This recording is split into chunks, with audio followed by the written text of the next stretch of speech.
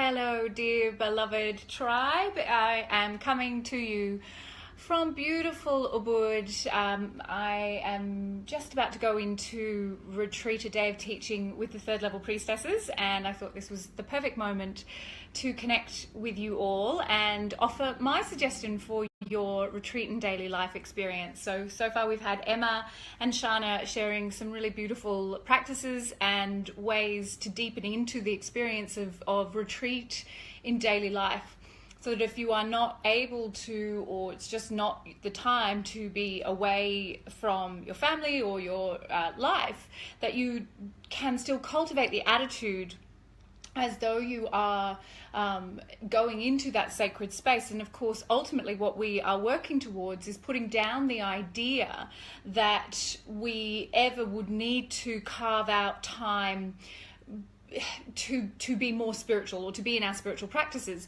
The retreat is simply to deepen into in an accelerated way, but a retreat experience in and of itself is meaningless if you have not cultivated a disciplined devotional practice, or bliscipline, as Vishen Lakhiani calls it.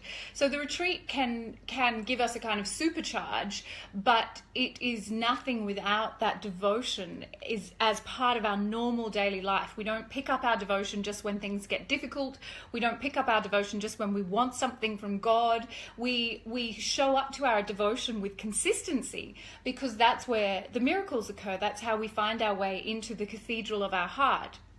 And so there's lots and lots of practices going through my mind that I would love to share with you. I could write a book on it, really. But what I would like to invite you to include in your day-to-day, and of course you can continue this all week. These practices that are being shared can be accumulative, so you might choose to apply everything every day, or you might simply take up the practice that's being offered each day and see how it feels, because of course there's many ways into God, into that vast mystical consciousness that is our true nature, and it's only through the consistent use of our tools that we will actually find or cultivate the attitude that so easily comes to us on retreat.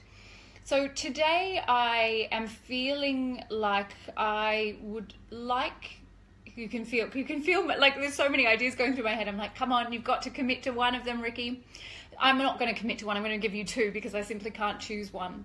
The first one is perhaps deceptively simple, but it is actually going to require you to change things potentially, or to ask things of other people, which can always be a little bit challenging. It's quite easy, especially if we're in our spiritual closet, to sneak these practices in when we don't have to kind of let anybody else know what we're doing. But this one may be very easy depending on your life, or it may be very challenging, but I'd like you to take up the offer even for half an hour. So what is it that I'm talking about?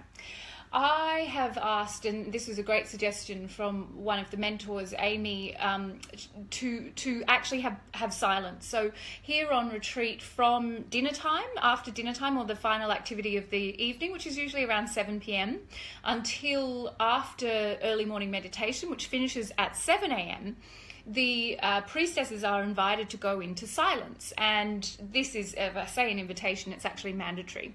And the reason that we are cultivating silence is not just because there are people sharing rooms, or because, we want to be punitive and not let people talk, but because, as Amy so beautifully says, until we get comfortable with sitting with ourselves and really, yes, talking through your breakthroughs and your experiences and your ideas is really, really wonderful. But until you get comfortable with absolutely sitting in stillness and silence with yourself, you will not allow that deep intimacy with the divine to enter you. Because while you are in the 3D world, whilst you're busy in 3D reality, you simply do not have the space to meet God. God is in the silence. God is in the gaps. God is in the pause between breaths. God is in the soundlessness, not in the sound. And so even though we do need to have times of talking and debriefing, that language, the use of language, is a 3D way of communicating, and where God is in vibration, in and that can only truly be accessed, I believe, through silence.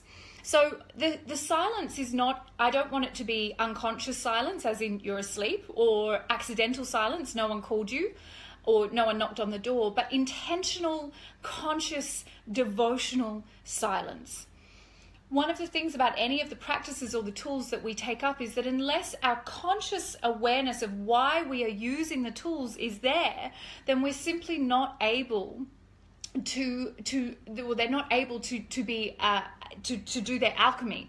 The alchemy of turning fear into love comes with full conscious commitment to whatever you're doing. If you do things by accident or unconsciously or simply as a way to beat yourself up with the big spiritual stick, you are not going to get the result that you're desiring. So we don't want to show up to these practices with a kind of fear that, oh my God, I have to do this because otherwise I won't get credit with God, but really as a way to cultivate a deep, fearless intimacy with God or with the divine.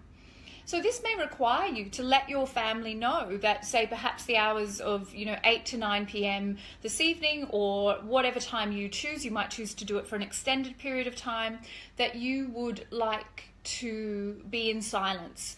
And if they do need to communicate with you, it should only be in an absolute emergency, and otherwise they should be able to figure things out by themselves. And if communication does have to happen, then just just write down your response.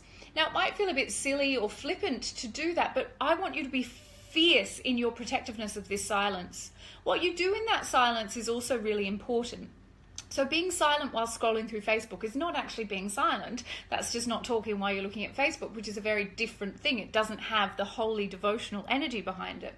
So what would be some appropriate things to do in your silence? Well, this is good because this is where it brings in my second suggestion. Of course, the practices of meditation and prayer are a no-brainer, but there are other things that are more active that you can do to incorporate or bring silence into your activities. Go walking. It doesn't matter if you live in a dirty suburb or you live in, paradise. Go walking with that intentionality, with that deep silence, and you may begin to notice that Mama Gaia is communicating with you all of the time. But if you're, taking a call, or you're thinking about your shopping list, or you're running because you're trying to see how many calories you can burn, you're not actually going to be fully present to what is trying always to communicate with you, but which we so often do not hear because we are making all the noise. So this silence is attuning us to that divine communication which is always occurring. And I invite you to go for a walk in silence, to read a book in silence, not to watch the TV, not to be on your computer, not to be on social media in silence, because that's a redundant silence. It's not actually emptiness. It's filling you up with other people's noise. You want your environment as far as possible to be silent. And if you are walking and there's people around or there's noise, that just allows you to go deeper. So we're withdrawing our attention from the superficial world and we're going within to the world within the world. The practice of walking is also a very, very sacred retreat practice that is another one I want to offer you today. So if you want to combine those two, I recommend it. Go walking even if you're in a familiar neighborhood, even if it's cold, even if it's, you walk every day. Walk with a different attitude. Walk with consciousness of your infinite mystical self in that silence that you've cultivated. And as I said, you'll begin to notice the communion with Mother Gaia and with the world around you, that you are always being held and loved and supported. And if you want to deepen into that, collect items with permission from Mama Gaia. If you take a flower off a tree, ask for that permission, and then bring those things home to place somewhere that will remind you of the sacred commitment that you've made to be on retreat in daily life. So they're my suggestions for you today. So silence and walking, but holy walking, sacred walking, not just walking to, get somewhere, or walking with this kind of, but actually walking with a sense of deep reverence and awe, and holding yourself in that inner state, that mystical union state, even whilst going out into the world. And what we're doing, of course, is we're cultivating our capacity to be in both 3D and 5D. at the same time, and then actually privileging your 5D or your non-dominant sight, your clairsentience or cognizance or voyance or audience, however your dominant way of receiving your intuition comes, you can cultivate it so that you are always more wedded to your inner sight than you are to your outer sight. And that then of course is a great power, because you are seeing beyond the illusion into the truth of what is going on in any given moment. And so if